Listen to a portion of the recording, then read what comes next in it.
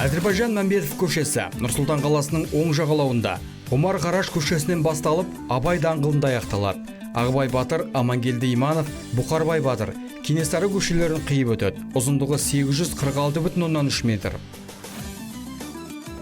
Әзірбайжан Мәмбетов Қазақстанның халық қаһарманы, Қазақстанның халық әртісі, әйгілі режиссер, қоғам қайраткері.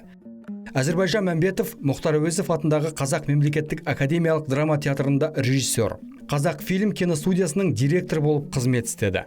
Өмірінің соңғы шағында Астанадағы Қалибек Қуанышбаев атындағы Қазақ музыкалық драма театрының жетекшісі қызметін атқарды. Көпшілік жүрегінен кең орын алған «Қан мен тер» жаушы фильмдерін қойған.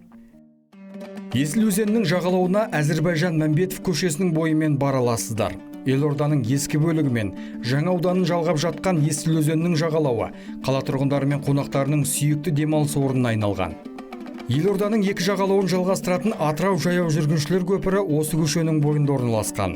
Нысанның жалпы ұзындығы 313,5 метр, ені 10,5 метр. Алып Ақбалыққа ұқсайтын айрықша көпір Нұр-Сұлтан қаласы тұрғындары мен қонақтары арасындағы ең танымал жерге айналған. Көпірдің құрылысына қолданылған 2450 алюминді жапырақтың пішіндері мүлде қайталанбайды.